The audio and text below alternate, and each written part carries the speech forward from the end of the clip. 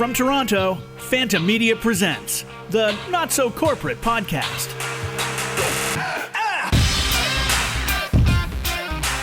Welcome to the Not So Corporate Podcast. Ooh, that was rough. That was rough. It was loud, eh? Was I pushing too much, Roland? A little bit. Okay. A little bit less. Okay, ready? Be more casual, more light and airy. Light and airy. Welcome to the Not So Corporate Podcast. I am your host, Mark Drager. I'm joined here in studio with Leah Earl.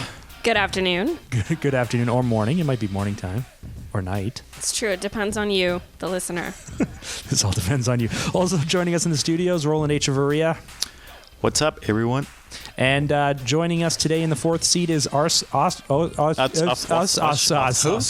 joining us in the fourth seat today is Oscar Navarro. He's a producer here with PHANTA Media. Hey, Oscar. Hey, how's it going? It's going well. Listen, so it's like July, which... It's not quite. When this comes out, it will be July. It'll be July 3rd. Oh, this is for next week. This is for next week. Oh, boy. So we're pre-recording this because Leah's traveling. She's Where are you going camping. No, that's not a travel. That's not true. I don't That's go terrible. camping. I'm going to a couple cottages in a row. Weren't you just in Hawaii? She's on baby vacation. Yes, but you don't camp in Hawaii. Okay. Why not? But do you camp at the cottage? You say you don't ever camp. No, I'm going to a cottage and then a different cottage after that. And Whose then, cottage are this? Is it the guy with the MBA? It's not Jono's cottage, no. No. Jono has an MBA, though, right? He does, but not a cottage. Shouldn't be able to buy one with an MBA. Oh, hold on. You'd think Automatically. I don't know if just we're like allowed to talk about this or not, MBA. but he owns a racehorse. He has an MBA and owns a racehorse. And on the snap. weekend... Yes, he has more than one. Does he more race than one himself? MBA or a racehorse? Up to your interpretation. Okay, but I saw on Facebook that you guys we won on the weekend. Yeah, How much? Frankie. I don't know what the purse was. How but much? Yeah. So is this How much? like, I know you don't think of yourself as like an elitist, You're upper elitist. class kind of person, but your husband owns a racehorse. Like, that's kind of like, Yeah. Does he drink champagne? If it was olden times, you'd be like in the tavern with ale, and I'd be in the castle. I And he understand. brews beer in the basement. He We do brew beer. All you and you drink different. lots of wine, chill with your girlfriends, have blonde hair. He doesn't listen. He doesn't listen to this, I does he? do have blonde hair. He doesn't listen. There to we this, go, elitist. I wouldn't. I don't know. I wouldn't think so. And anything else? But no cottages. Does he wear like US polo shirts? Yes, and I don't think he would find any of this offensive. He would be like, I do have an MBA. Can you close to talk to the and a mic? racehorse. And he drives a BMW? He does drive a BMW as well. So you're an elitist. I feel like we're painting a picture here for the audience of what your life is like. Fancy. Leah, when is your birthday? Oh, snap. When is your 30th birthday? 3-0. Did it just pass? Are you Is it allowed today? to ask this? Yeah. Actually, my 30th birthday is in 6 years from now, You're so on old. July 23rd. It's a good thing you got married when you were July 20s. 23rd, yesterday, because we're Yes. recording it on the 24th. Yesterday was your 30th birthday. What? July 23rd. July 23rd. Oh, not June. How come you said So- last week that by the time we got to the next podcast, it would already be your birthday? I don't remember. Can She's we? lying. That takes us to our next segment. Apologies and corrections for last week. First Just of for the all, whole podcast. We want to apologize for Roland's I'd like to Roland's correct that behavior. I meant Leslie Man, not Amy Man, but Roland has a really heartfelt apology for specifically for your wife, Mark. Yeah, my wife was really disappointed with your turnout Yes. last week. Yeah. Well, sometimes it doesn't happen. Is that what you tell your wife? Sometimes it just doesn't happen. Sometimes you can't We'll bring try it. next. Roland, you got a China update for us? China. You know, I haven't been keeping up with China lately. It's You've too been- hard. They go too fast, too quickly. You've been too busy what? Working? Just hanging out. Hanging out. Hanging out. Hanging out. So by the time this comes out, Canada Day would have passed already. How was everyone's Canada Day? It was great. It's looking I great. don't understand the point of this. He wants us to live a week from now. Yes, live a week from now. Okay. So I man, Some hungover because I drank too much on Canada Day. I was off Weekend. last Thursday and Friday, and then I took Monday, Tuesday, and Wednesday was Canada Day off. So I'm just coming back after a week off. You're fresh. Whoa! So if let's travel back in time to Wednesday. You're off tomorrow until the day after Canada Day. Yeah. So the day we're recording this, I'm What? off. I'm off for a week. Yeah. I'm confused. It's gonna happen Yeah. with that. Well, it's a big soccer game for Canada and China Oh, yeah. for FIFA women's soccer. Do Canadians play soccer?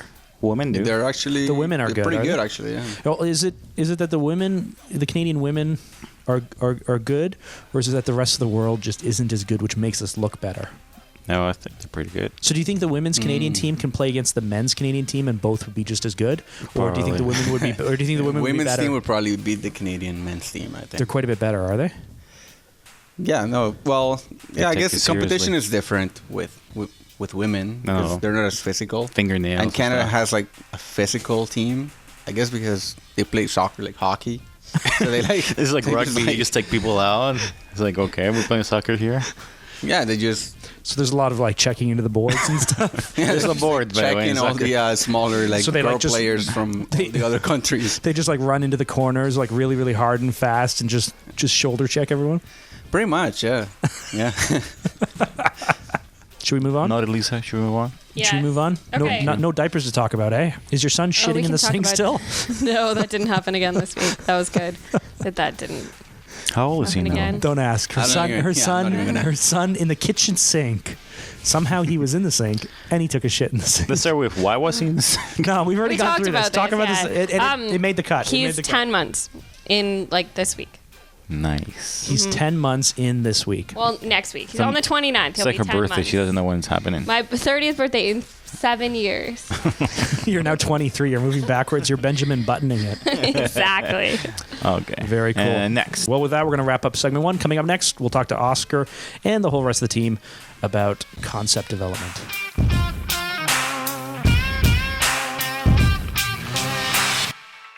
So today we're going to be talking about ideas, about coming up with ideas, about developing ideas, about concepts, creative concepts for projects and for clients.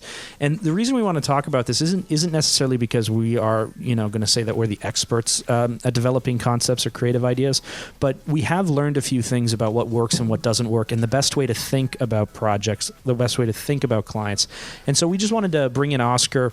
He's been with us as a full-time producer for a little over 2 years now, and I wanted to bring Oscar in because I think he has a bit of a unique perspective, having worked outside with a lot of other firms and having developed a lot of his own projects, and then coming in to our way of thinking and coming up to speed with how we think about projects and really pushing him to develop projects a certain way. When Roland started with the firm close to 5 years ago now, he and I really worked close to 5 years ago now.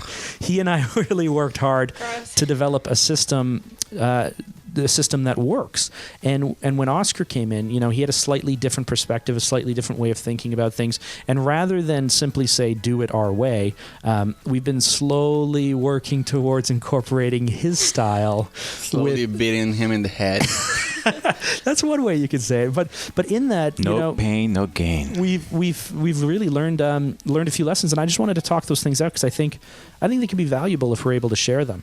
And I think that's really why I wanted to bring Oscar on too, is because to be honest, we spent a few months, we spent a year, kind of where you'd be going down one direction, and I'd be wondering why you got there, and at the same time you wondering why we won't let you go that direction. Maybe can you talk a little bit about that process from your point of view? So there was more than one direction?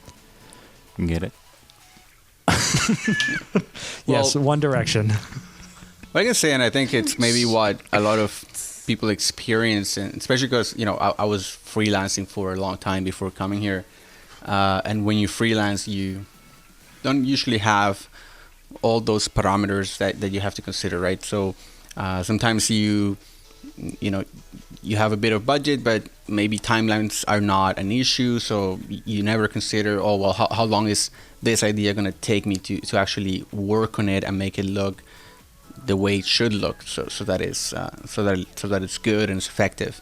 And so for me, coming from freelance world and from this world where sort of you can be creative in different ways, where basically you don't have limitations in certain way. Like people approach you and they say, I want to make a music video, but that's it. It's like that's your canvas. So coming into a structure approach, here at PHANTA, I had to basically let go of some of that freedom, where you can just have this openness and this freedom to just come up with ideas left and right without really considering if they're effective or not.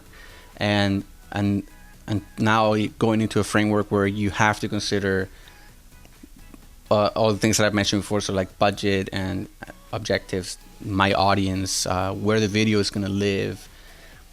That's it's I want to say it's been like challenging to the point where it's made me, let's say, reinvent myself. It's just I have to be more aware of what ideas I'm coming up with, and always maybe questioning, like, why is it that idea would work or not. I think that's the biggest hurdle, is kind of second guessing your own idea, because your idea is, you're always going to think your idea is great, and you have to kind of step back and look at your own idea and really start maybe criticize it or analyze it in a way that maybe other people would. Yeah, and when, you know what, I think I was saying this to Roland earlier. When I was in film school, I looked at everyone else and thought they're really creative, because people were coming up with really creative ideas. They would come up with stuff, or tweak, take other people's ideas and tweak it or whatever. It's film school, but they would come up with stuff that seemed so outside the box for me and so original and so cool. And I did not think that way. And so I spent a lot of time really kind of down on myself, or almost jealous of the fact that these other people were coming up with really cool, original stuff. And I have not spent most of my time coming up with cool, original things. But what I've learned since then, in the 10 years plus since I've been in film school, is that... Out of film school. What's that? Out of film school. 10 years since I've been in film school. 10 years. You've been in film school for 10 years? 10 years out of film school. What I've really learned is that there's no place for originality, for original ideas in marketing or business. And I'm sorry if that sounds really harsh, because there should be a place for it. But the reality is that the vast majority of original ideas ignore a whole bunch of things. It ignores, it tends to ignore main objectives, client, the brand you're working with, what it is they bring to the table, their comfort levels, the risks involved, whether it will work or not work, how we're going to measure results, a whole bunch of stuff. And so there's a lot of content that's produced that's really, really, really good. And I would call it unique.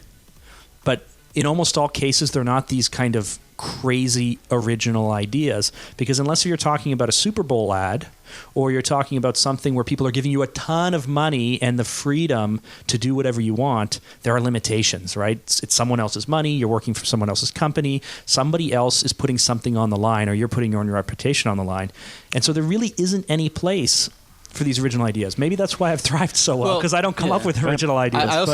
I think that, if whoever's listening out there and they're getting maybe discouraged and saying, well, that doesn't sound like a field that I want to work in, is maybe understanding that it's not like there's no room for something different. It's that you have to think is not what's different in sort of like a general sense, like what hasn't been done before that we could do that's going to be outstanding. It's more like think smaller and think, well, what's going to be different for this client, for this project. So if you don't have to reinvent the wheel or come up with something that's never been done before. It's about it. You just have to go as far as making something different for a company who's always done something a certain way, and you might maybe go look at 10 the past videos that your client has made, if they have made any videos, and then think about what they've done in the past and what you could do that's going to be different for them, not necessarily that's going to be just different out there, like in the world, I think also, I know I had a lot of discussions with people who are freelancers or directors or whatever, artists, and reading stuff from other people. One thing to differentiate is when we in marketing, even though it's a creative environment, it's not creative for the sake of being creative. It's not the sake of creating art. You're creating something for someone else. So you're being hired, you're being brought on to help them to do something for them. So if a company says, I want to be bold, it's what they interpret as being bold, not what you as an artist interpret as being bold. It's what they interpret as being bold. So you're helping them, you're creating something for them, and if they give you the freedom to be creative, there's the range of creativity they're willing to give you or take a risk. Especially if you're doing a project the first time, they might probably give you less of a range to do stuff. But if maybe you're doing a couple of projects for them and it's worked and they might start letting you do more things. But ultimately, you're there to create something for someone. It's their buck, is they have a purpose, and you gotta keep that in mind. And one thing when I started working at Fanta, I was a freelancer. I wasn't much producing stuff. I was shooting stuff, but it was more about being is what I think, and then it coming into an environment where it's not what I think, it's what's gonna work for the client. What do they need? How can we go about it to do this and that? And so it's kind of a different mindset. And then you just gotta grab your tools, whatever you come with, and just apply them in a different way. For what we really see work well, though, Roland, as you were saying, is it's not being your bold, it's being the client's bold. And if you're working with a really square organization, their version of bold might, if they're in a really traditional industry and they're a really conservative company, their version of bold might be like motion graphics or like infographics, something that's infographics. Oh, it's animated, it's so bold. But what we've really seen work well is a 3-project, what I'll call like a 3-project push. Project number 1. Let's say project number 1 comes in and you push as much as you can to make it as bold, as interesting, as creative, whatever it is. But you know what? They're square and they're not going to let you push you too far. You're still earning trust, but you do what you can to prove to them that you're going to do good work. That's project 1. Then you work to get the second project. The second project, you say, hey, listen, I've really, as you can see, we've done good work. You trust us. You're comfortable with us. We're not going to lead you down the wrong path. Let us do this project. Let us push you. Give us permission to let us push you. And then the second project, you still do corporate, but you push now. So the first one is kind of square. The second one is still corporate but pushed. And then when you come to the third project, that's when you tell them to ignore everything they're thinking about and let you do the project your way. Right? Because the first one was square, the second one you pushed a bit. They've gotten a flavor of what's possible and what can happen. And on that third project, that's when you say, listen, let's agree that the first one was square and the second one was better, but the second one was still really corporate. It still didn't do what you needed to do. It still didn't help you stand out. Let us show you what we can do. Let us come up with creative concepts. Let us come back to you and pitch you. Let us rethink this a different way. Let's set up different measuring. Give us more budget for whatever it is. Let us do our thing. And then don't screw it up. I mean, like, you've just spent 3 projects, which potentially could be 3 months or it could be a year and a half. We've seen this take 2 or 3 years to get to the third project with certain clients. But this 3-step process, when looking back on it in my company, in our company, it's worked. It's worked really well where the first one is square and then the second one we push and then the third one is letting us do it our way. I think Oscar went through this and I went through this a while back. When I started working at Fanta, coming to a new system is a very challenging process because you think one way, you value certain things, and you come in here, and Mark, you had a system set up that was very prescribed, and clients loved it, and it was, truth, a corporate way to go about it. My question for many years, or for a number of years, was why do we need to put the website on the video for the client? And then even though we have all this process and the client loved all that stuff, I feel like we weren't pushing them enough or questioning their needs, because the clients don't know anything about video. So they come in and say, I need this, and we say, okay, hold on a second, let's figure out the audience and all that stuff. But at the same time, we were giving them that in our own box of creativity. And I think coming to the system was hard for me to learn something, and then grab it, make it my own, and then be able to run with it. And I think that was a learning curve that I had to go through. And then I think as time goes, the company goes, we keep moving forward. I think not only we are changing how we go about things, but also the marketplace is changing. It's not so much, maybe 5 years ago, it was more about that, putting the what, the how, and the why on screen. But now it's up. People are becoming more savvy, more intelligent of what's available. There's so much video out there, so people are tasting, getting different flavors on different things. And I think not only we are pushing, but also the clients on the other side are recognizing that they need to stand out a little bit more. That there are many other options. There are many things out there that I think that's just a maturity level, though. The market's matured. I think we're matured. But if you were starting out today, if you were starting a production company, or you've been doing it for a year or two, and you're hiring your first few staff. Or maybe you're our size even. I don't know where I'm going with this, other than I think it's fine to say 5 years ago we thought a certain way that was pretty square, but we weren't a mature company. We weren't doing great work. We made clients happy, but we weren't doing the work that we're doing today. And today we're not doing the work we'll be doing 5 years from now. I mean, we're not satisfied. I don't know if we'll ever be satisfied with what we're doing, right? So there's a lot of stuff we're proud about, but we're always pushing. We're always pushing to do different projects, unique projects, projects that matter. And that drive that we've had throughout means that 5 years ago we were doing work that I look back on that I'm not proud of. 3 years ago we were doing work that was just okay. Today we may think that it's good, but in a few years we won't. So there's always that drive, there's always that development, there's always that change. But I think what you're talking about is just us maturing, us being comfortable with what we bring and what we offer. And so if you're starting out today, though, I'm not sure if you'd have that confidence. I don't know if you'd have the confidence to turn to someone and say, this is what you need. Ignore, all of this stuff. And that's why I was speaking to maybe this like 3-step process. Give them what they want, then push a little bit, and then say, now let us show you what we can do for you.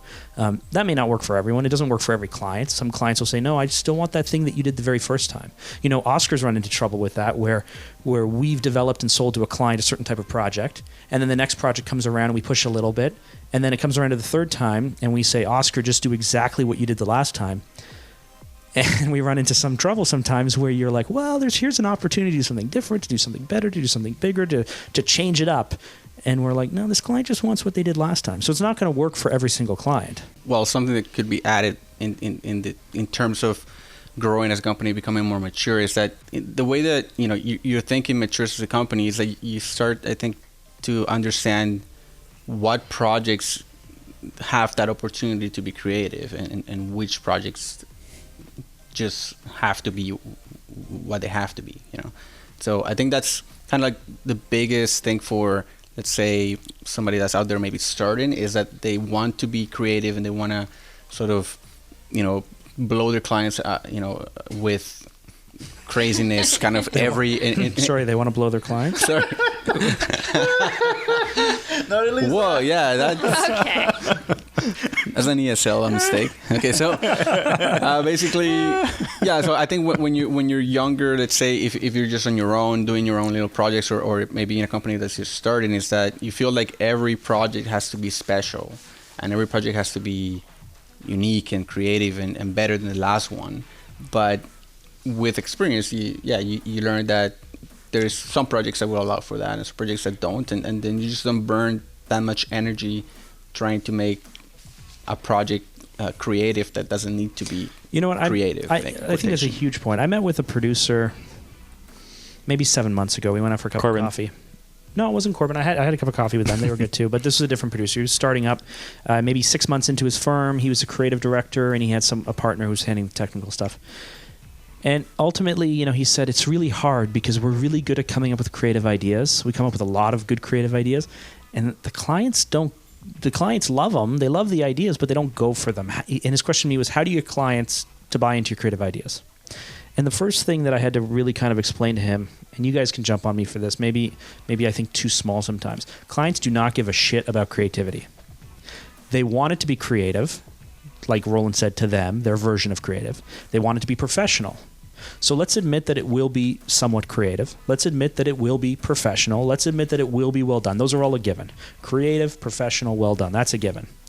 But if you go into a project thinking that the client wants creativity and you're idea focused and you're constantly pushing, the vast majority of people do not want creativity. They want, as Roland said, to be bold in their version of bold, to be creative in their version of creative. And that might be something as simple as like, I went out and bought a new suit and my tie is blue and my corporate colors are blue. Isn't that creative?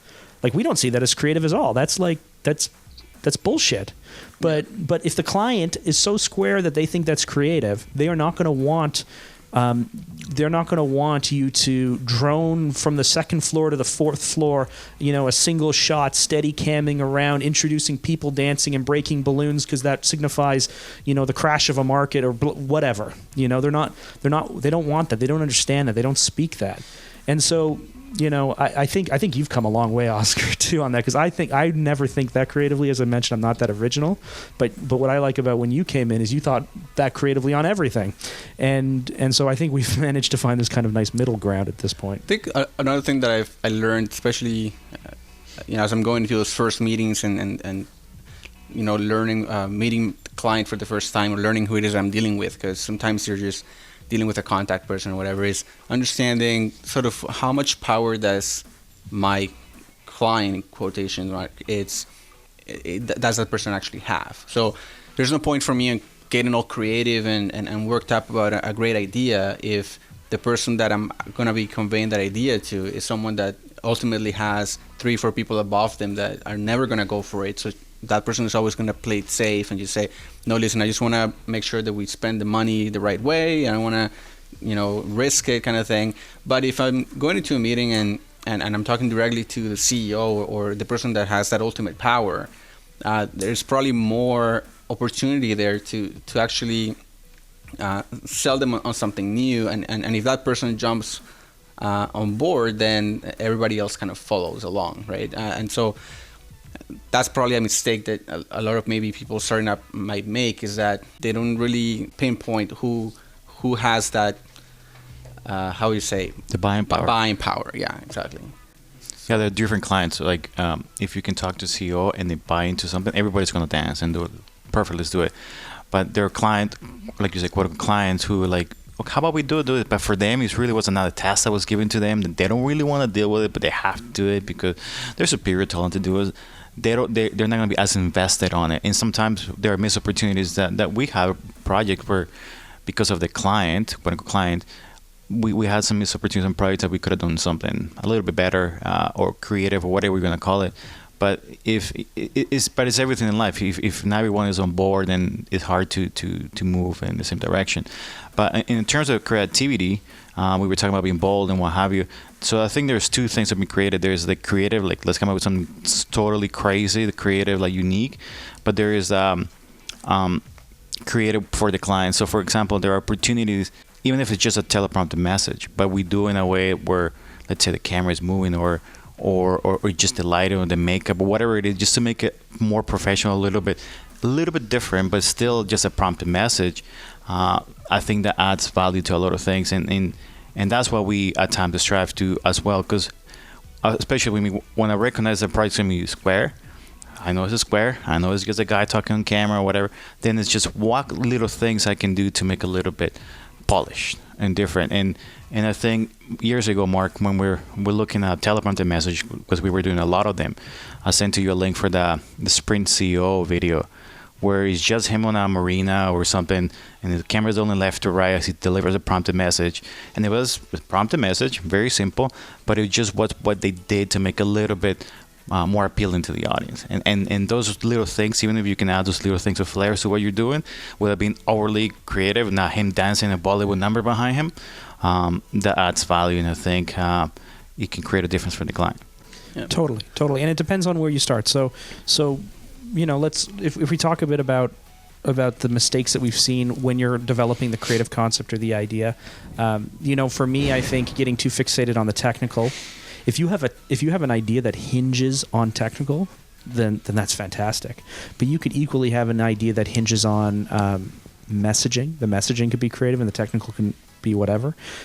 It could be on structure, like the strategy. That's the other thing, is like if you're speaking to a business person, they may think of strategy as creative and not really care whether the content is creative.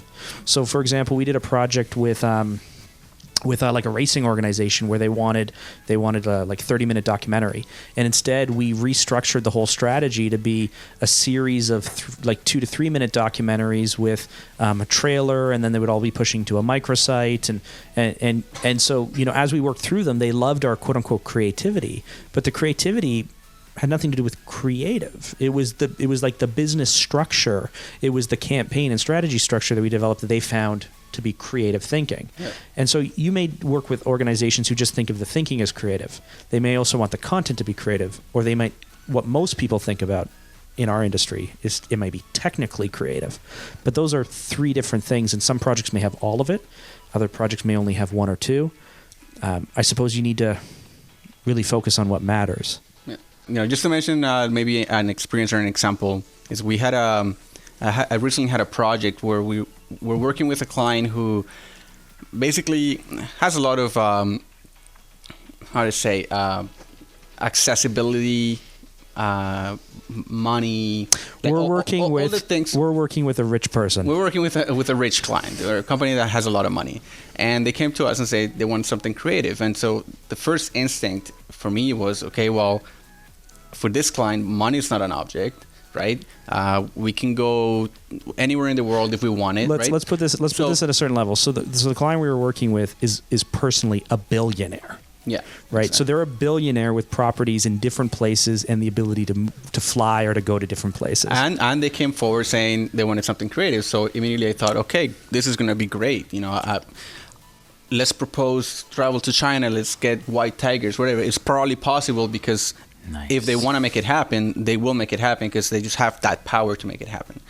But surprisingly enough, it was completely opposite. As soon as we started going through ideas and saying, okay, well, can we do A? Can we do B? Can we do C? They would be like, no, can't shoot there. No, can't film there. No, we wouldn't do that. No, we wouldn't invest in that. But they still wanted something creative. And it ended up being kind of very challenging for a moment because you go in thinking, why am I so limited when especially with this client, it seems like there should be no limitations. And so we were really forced to think outside the box and really make a lot and be very creative with very minimal tools to the point where I couldn't even film the actual client himself other for just having an interview with him. Well, and that project was we've had so many conversations about that one project because I think that was the real learning, like the real takeaway for us. It's that, there's a few things. The first idea you come up with, the first idea anyone comes up with, when someone says, the first thing I thought of when I heard that, or my gut reaction to that was this, that's a shit idea. Ignore that idea.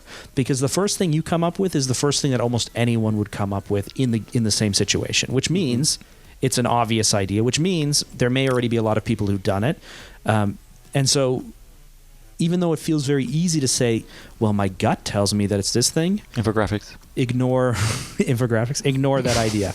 That's the first thing. And really it was, as we were working with this person, it's like, well, the first thing I'm thinking is, well, why don't we get you traveling? Why don't we get you, boots on the ground? Why don't we follow you here? Why don't we show you here? Right? That's the first idea that we came up with. But they said no to everything. And so you go, okay, we still need to meet the objectives. We still need to make them look creative. We still need to do something, that we're proud of, that we promised to them. But now we don't have any of these resources. So within those limitations, what are the next set of ideas we came up with? Yeah. And so we came up with a whole new set of ideas that for whatever reason also then didn't meet all of those objectives. And then you say, okay, so now we've done the first idea and that didn't work, and we've done the next set of ideas and that didn't work. What's the third set of ideas now? And now when you're in like the third set or fourth set or fifth set of ideas, when you're working that hard to come up with something because there are so many limitations, you turn to me and you said that this is really, really hard. Like what do I do? It's so hard because everything I'm coming up with doesn't meet the expectations. But it's in that place, it's in the place where you know what you can't do. It's in the place where you've shot down almost all of your ideas. It's in the place where you're at the end of your rope that you're going to come up with something that really works well and is unique. Because it's so easy for anyone creative to come up with ideas when there's no structure or limitations. Yeah, right? I was going to say, to draw some sort of weird analogies, like if you're an artist, a painter, and you can paint with a gamut of, 50 different colors, and you can make all shades from those 50 colors or whatever. Or you can be an artist that maybe only has black and white, or instead of multiple color crayons, you only have a pencil. And now you have to, okay, what can I do with a pencil that's going to be just as good as whatever I could make with 50 different colors, right? And so then maybe you start getting, if you're that artist, you can say, well, I'll start shading my pencil gray in different, ways so that it's darker here, lighter there, and in the end you end up with a masterpiece that's going to be no worse or equally as good as anything you could have done with a million colors. So I try to think now as the artist that only has two colors to paint with, or the artist that only has a pencil to draw with and paint with, and I think if you put yourself in that box, you realize how it just opens a whole new avenues for creativity, but creativity itself takes a different form. Well, and that's really the key thing. I think it's easy to work when you have no limitations. I think it's easy to come up with a really good idea that you know probably won't work. I think it's easy to blame the client for not letting you be as creative as you could be. And I think it's easy to give up. I think it's easy to do all of those things. But what is hard to do, and what our job is coming up with something that is going to work, that is going to look good, we are going to be proud of. We do push the client. We try to do the most creative, most unique, best thing that we possibly can within the world of those limitations. And it's just I think it's a way of looking at it, as you said. But that is the difference between what I think a lot of people are producing. People produce work where they do an idea that they hold on to an idea that can never work in reality. Or they come up with something that's obvious, or they give up and they say, well, I've come up with all these ideas and the client keeps saying no. Obviously the client wants shit. I'll give them shit. No, that's not enough. Don't fall into that trap. Don't do that. Don't give up. But in the world where you can develop the very best thing that you can do and not give up and work really hard, that's what will separate the really good producers from everyone else, in my opinion. Yeah, I agree with that. Because I'm complimenting you. No, it's just, I think it is exactly how it works. I think people should just know that. I think that if you have that, if I had that information 10 years, 12 years ago when I first came out of school, things would have turned out very differently. And I didn't have that information then either. This is just experience. Yeah, this is just from working. This is a good takeaway for people listening. Learn how to work within that little box, and I think long term you'll just far exceed anybody else, because when you land that project where you have millions of dollars and all the money and time in the world, you're gonna come up with stuff that's gonna be really outstanding and really great and really different. But I think just it's a normal thing for any, I don't want to say artist, but any producer or anyone who's into this industry to come to a realization that it's not about all the options, about just having a few options to work with. I like to read a lot of articles on cinematography, and there's a lot of arguments or discussions with directors and cinematographers that say as we get older, we actually, before we start film, we put so many limitations on what we're going to do in this film, and we stick to that. And that's all they do, and that's how they try to always find a troubleshoot around those limitations. It's so much easier to say, well, just get the Steadicam, let's do this right now. But if they say, no, we're not going to use Steadicam, they need to push themselves to figure out how they're going to cover a scene or do something without to resorting to that. And I think that comes with experience, that comes with just doing it and just being exposed to it. And a lot of people, I mean, I don't know, I think that like you say, opens up a different palette of things that you can do, or how you go about something. Because just resorting to like the first thing that comes to mind doesn't always work. What do you think? What do you think, Leah? Keep thinking of things and then thinking, no, that's stupid. No, but I'm wondering stupid. how you see it from like, let's say from the editor's angle, right? Like there's been times when maybe I'm lacking ideas for a project that I went into it thinking one thing, it turned out differently, and now I'm relying on the editor, and I sometimes hand something to you guys and say, listen, like, come up with something here, like, please surprise me, because, how do you tackle or how do you get creative in that situation?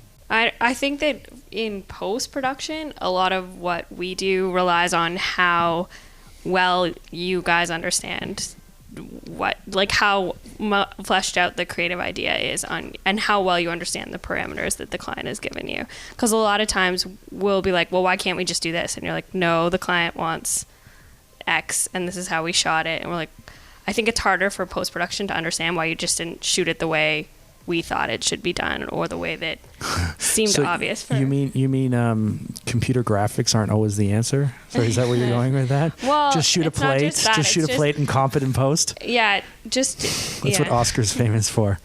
You have a reputation around the office now. I Just have shooting. a big background with VFX and stuff, so it seems like always a way to go. Why worry about shooting it in a good environment when you can just shoot a plate and comp it in post? Well, and also I feel like post has the added element that we're trying to work in the parameters of the client, but we're also working in Roland and Oscar's parameters, or Mark's if we're working for you, right? Mm. So you guys already have an interpretation of what it's going to look like, and it can be as simple as the way you want it cut, and if we do it the way we think it should be, we're changing the creativity behind it and potentially making it something the client doesn't want or something that you don't want to present to the client. I think that it's... So how do you make decisions in that environment? I think you have to work really closely with your team, and I think you have to get to know them. I think it's just experience. I think it only works if you... The more projects I do with a producer, the better we get at working with each other. And I never get it right the first time ever. I never show something to one of you, and I think it's probably different for other people, but for me, I never show it to you and you say, perfect, well, looks great. The best thing, like I kind of... As much as I don't miss the days of editing, like I went to film school to become an editor. You miss it a little bit. You love it. As much as I don't miss the days of editing, a lot of stuff. There is something really amazing about being the producer, having it shot under your direction, and then editing it yourself, because you have that total control over thing. You know the clip sequence in your mind. You know what you're cutting to. You know when you're sitting there and binning everything. That when you're organizing all your data, you're like, "Where's that shot? I know that I have the shot that you don't have when you're passing things along." So I think if you're a smaller organization or you're a producer that's independent or freelance, I think you have a lot of benefits. You may be sitting there listening thinking, oh, I can't wait to have this big team and do all these things, but it introduces all kinds of other complications that just drive people crazy. But when it comes to editing, actually, I really like, I know we have a process, and I try to give as much information that I can. You like breaking that process? No, they didn't say that. I said that we have a process when it comes to everything we do, but in post, like I said, we have a process where we put as much information as we can from what the client wants, from what happened during production, because what happens during production is not what we plan all the time. No. Is something happens, and then you just kind of try to interpret that. But there are times where when I give it to the post team and they are able to surprise me with stuff, that's when I get really excited about, because they were able to grab something that maybe I didn't have the answer for, and then turn it around and create something, or put it in a way that, I don't want to say create, but put it in a way that it wasn't the way I was looking at it, and it works. I find that to be very very exciting when that happens, and it's very cool, because then you realize it's not so much about just what you thought, what you wanted. This is what I shot. Is about now there's someone adding their flavor to that.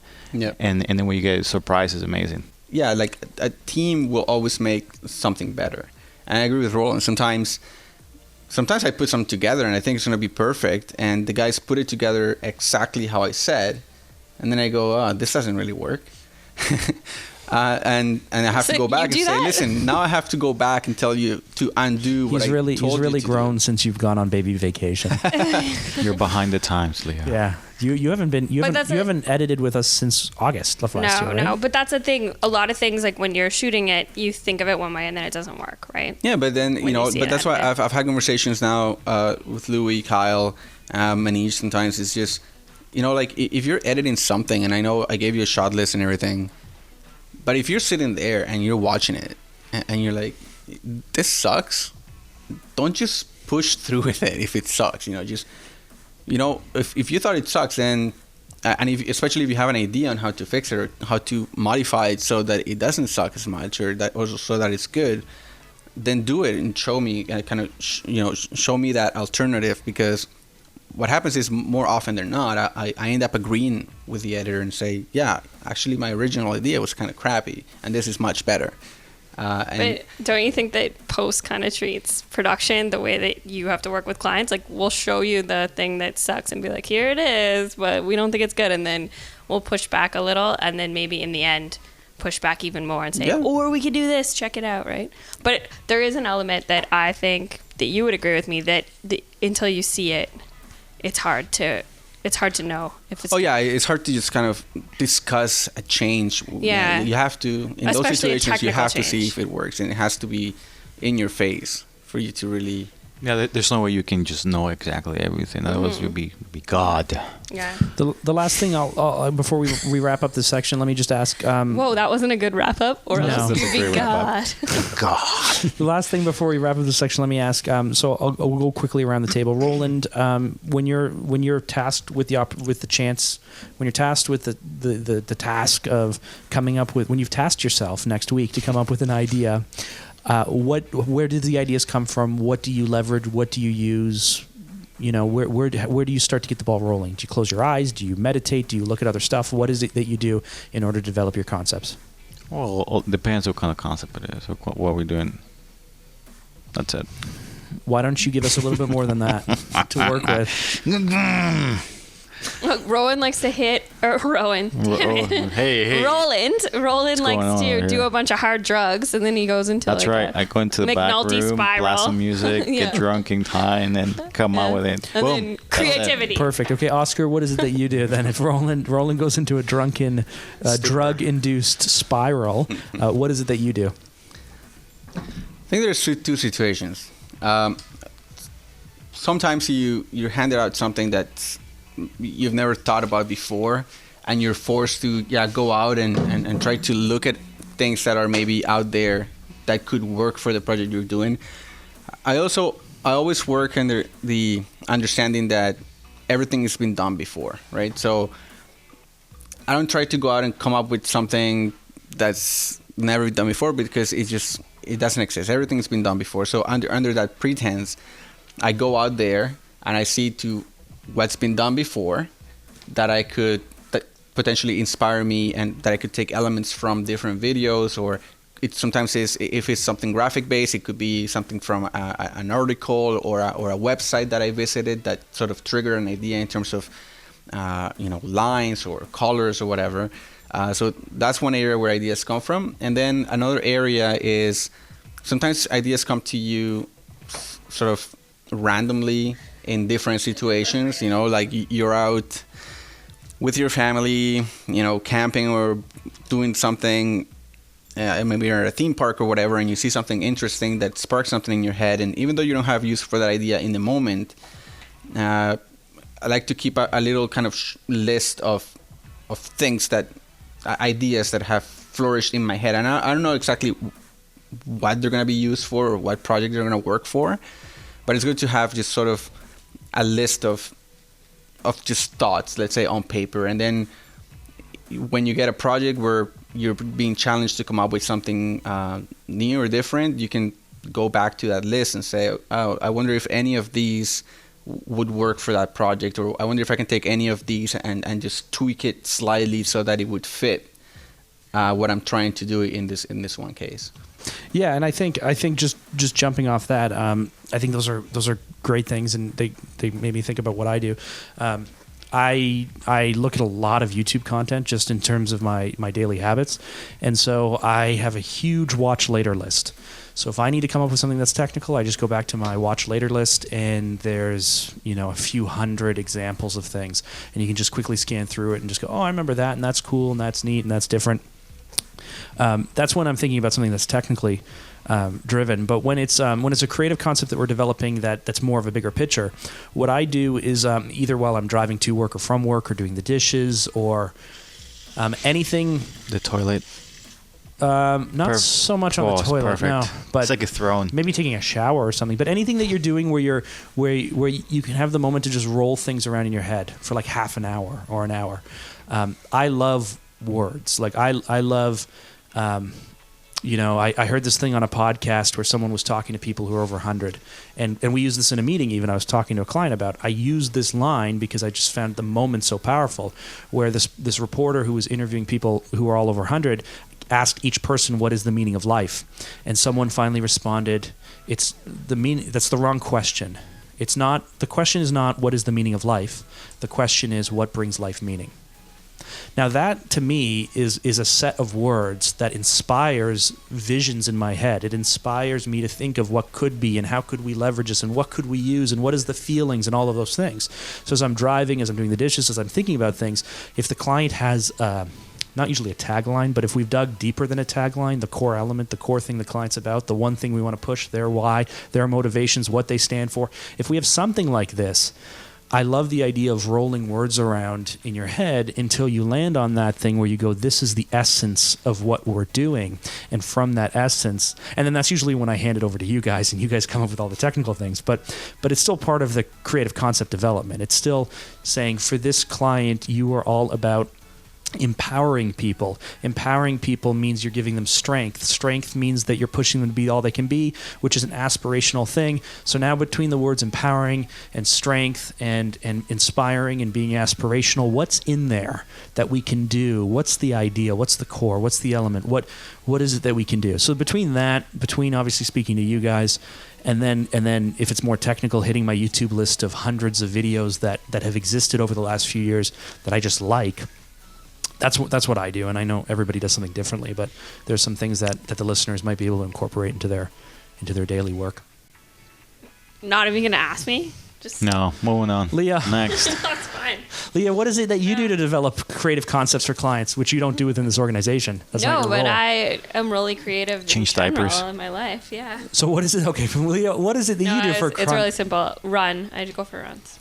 No, It's the same thing you were saying, letting it go over in your head. You go for a run, you don't think about anything, and ideas pop up.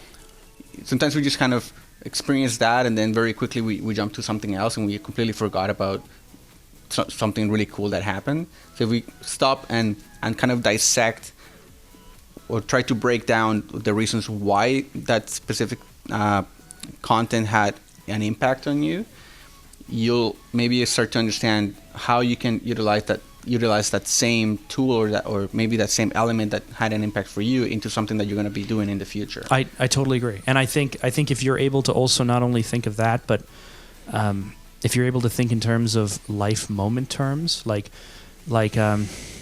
for example, imagine a little kid waking up sleepy-eyed, rubbing their eyes.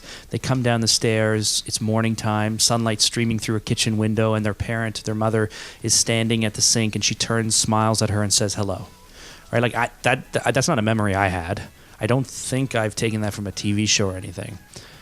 But that's a life moment that I think almost anyone can very easily picture, they can identify with, they can connect with, they can say, oh, it's a kid, they're innocent and they're young and they're hopeful. Oh, there's a mother and there's a parental bond and she's caring for them in the sunlight, so it's sunny and warm and positive. And now you've created an environment where, and not that your video may have any of those things, but to me, it's like, what is the feeling from that?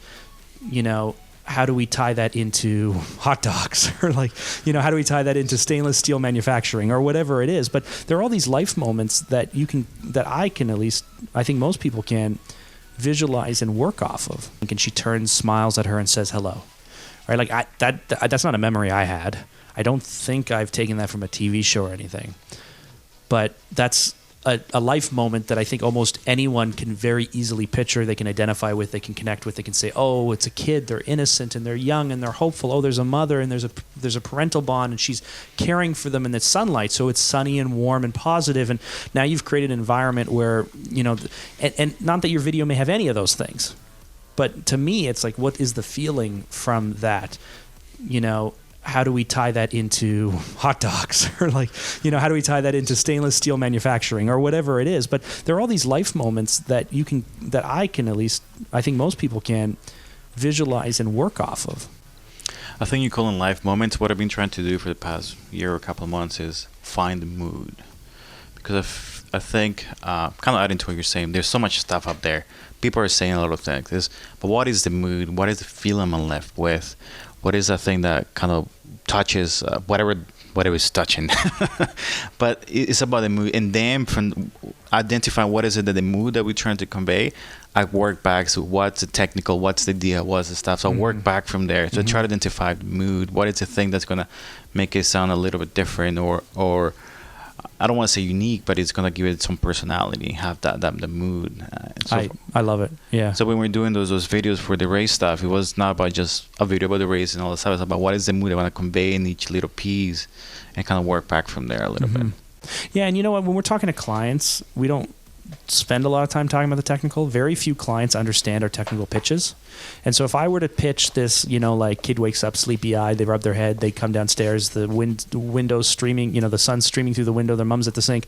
If I pitch that, and then beside that I pitched a technical camera trick where we're going to rig a camera a certain way and move through a series of shots to the beat of the music,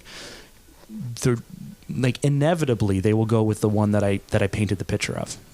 Yeah. Because I don't know if we're just not very, without a proof of concept, sometimes we'll do a proof of concept to say, listen, we so believe in this concept that we will go out and show you what we're talking about. Most of our clients go, obviously you're excited about it. This is what we've even heard them say. You're obviously excited about it. I can tell you're really into it, and I trust you, but I can't really see what you're saying. But I can tell that you like your own idea, and we'll go, thank you. That's not really what this is about. Our goal is to help you understand our idea. Yeah, we get that. We get that a lot, don't we? Yeah, last project we did, that's why we want to change the way we pitch stuff. And have we changed the way we pitch stuff? Well, we haven't pitched. I mean, we pitched tons of work since then. But we haven't. We're so busy, we have no time to change it yet. Yesterday, I had 3 communication analysis meetings all in one day. So I was pitching lots of stuff. So maybe I should be pitching it differently. If you bring it back to the project with your billionaire, so at the end of the project, when it was all finalized and we were all happy with it, the client told me, I know we came up with this idea and we've talked about it a million times.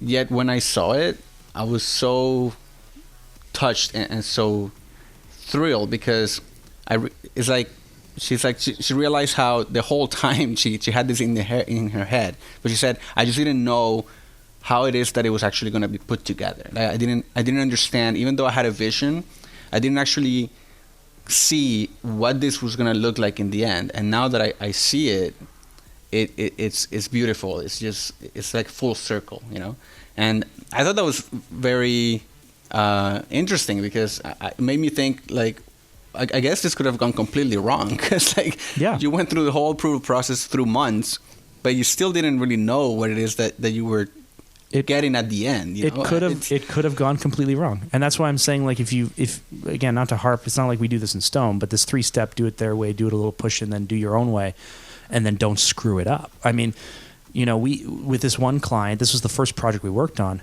but we started speaking to them in November, and we delivered it 2 weeks ago.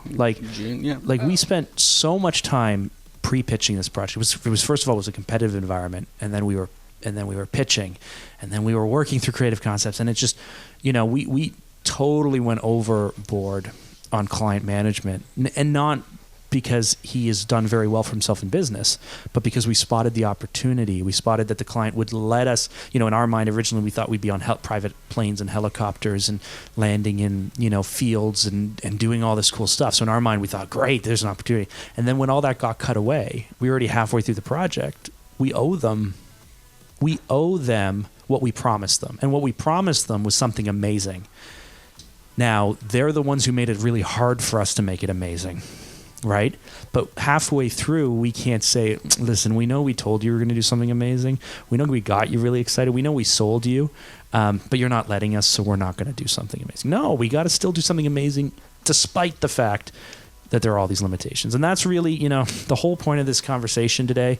There's a lot of different ways you can develop ideas, but that's something that I think was kind of groundbreaking for us to, it's something we've always done, that I've always done, but it's the first time I think that through this process, that you being with us for 2 years, Oscar, and potentially for other new producers, to really look at it in a new way and say, if you want to do really good work, it's not good enough to blame clients. It's not good enough to think, well, if I had more budget. It's not good enough to come up with excuses and think, well, if I was in commercials, I'm in corporate, and in commercials, they can do anything they want. If you're in commercials, you can't say, well, if I was in features, I can do anything I want. The truth is, nobody, when Titanic was being produced, he was still fighting with the producers about money. Yeah. Nobody has full creative control And commercials, you have no creative control. I mean, Everybody is working for something. Money is involved, you right? have 12 people behind saying, I don't like this. How about this? How about this? Oh gosh, the commercial work sometimes can be a little bit over the top. So you're but like, yes, sir. it's rewarding. Everything that we can do is rewarding, but it's not good enough to just give up or come up with excuses. To do good work is to work in that environment and do the very best work you can. No. Every day you go to war. That's it. Okay, with that, we'll wrap up segment 2. Coming up next, listener feedback.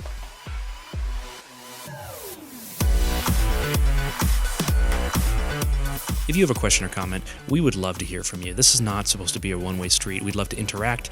We would love to potentially bring people on in the fourth seat. If you have a question, if you have a comment, if you have a potential topic that you'd like us to cover, please drop us an email, feedback@notsocorporatepodcast.com.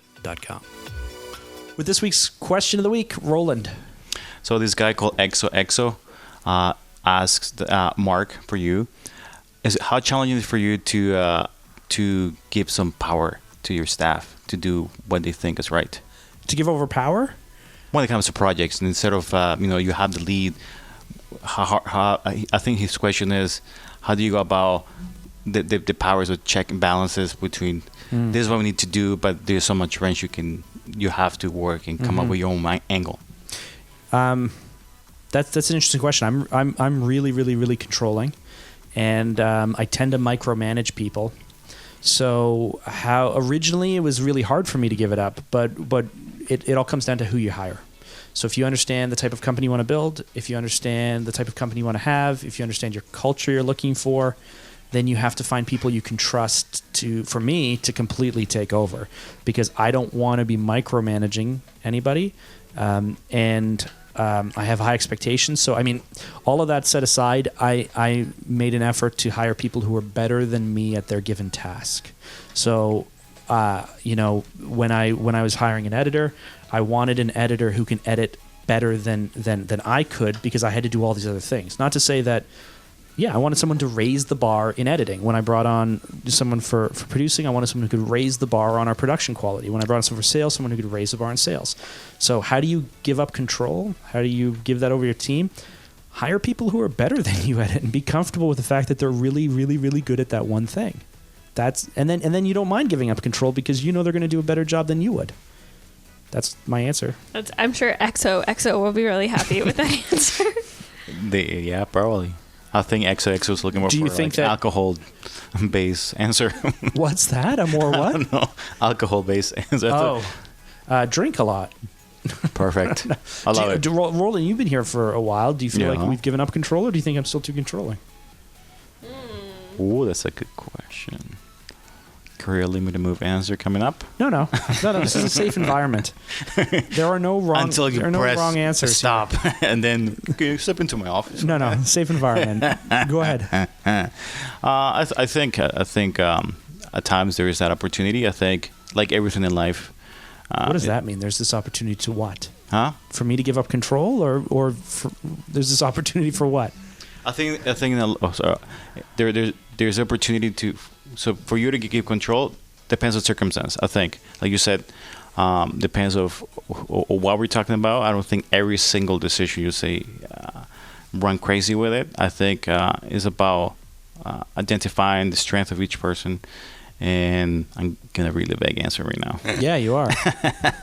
I think you yourself have let go of your own concerns and thoughts, and that's why he's helped other people do the same thing.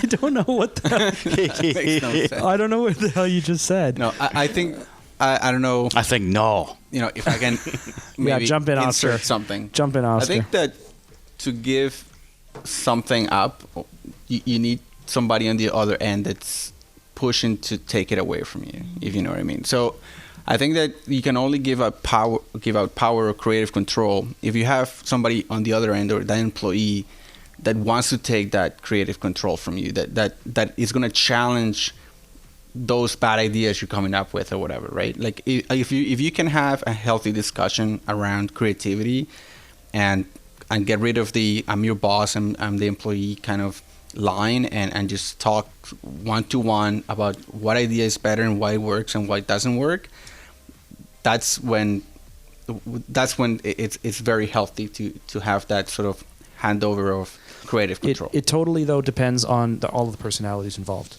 So, I've spent a lot of time, I probably spent too much time, though, on, Myers-Briggs personality profiles and the Enneagram personality profiles and what are my motivations and what are my fears and what are my all these things. And I've spent years, and I still do this, trying to understand why I make the decisions I make, what am I afraid of, how can I grow, how can I push, what can I do to be better, when I have a certain reaction, why do I have that reaction? But all of those things make me, which means the way that I hand over control and the team I build and the company I build and the way I run the company will only work for me.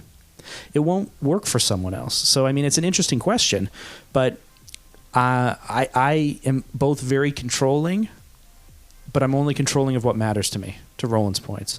I let go of a whole bunch of stuff that doesn't matter to me, but I'm extremely controlling of what I think is important. So you and I had a conversation a few days ago about, if you change the budget, you'll upset one group of people. If you change what the client has to do on a project, you'll upset another group of people. If you change post-production resources, you'll upset the post-production team.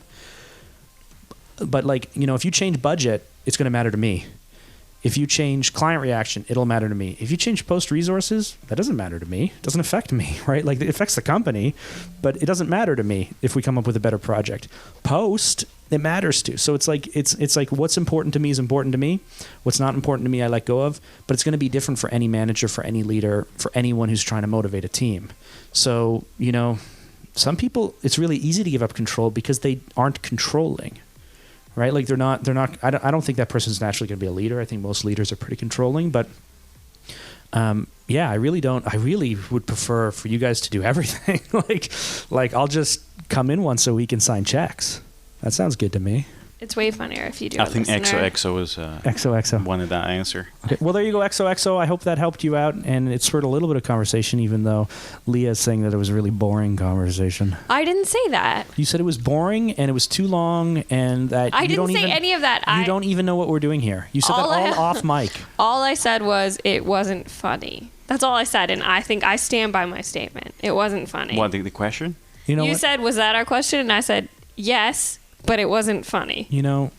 Life isn't the answer all can be fun funny. and games. I know that you're on baby vacation right now with your... I would say that the meaning of life is fun and being funny. The meaning of life? Yeah. No, what the movie life? The Meaning of Life by Monty Python? By Monty Python? Yes. It's funny. Okay, on that note, we're going to wrap Ryan. things up. Thanks so much for sitting in, Oscar, with us. And I think Roland, sometimes you give control and not give control. and Leah, thanks for sometimes coming in, you have guys. to do different things different Thanks ways. for having me. pleasure. There are times where you just need to shut up. Roland's stop becoming talking. a poet. Roland's becoming a spoken word poet. Not a problem, mate. Yep, no problem. Okay, from everyone at Phantom Media, have a great day.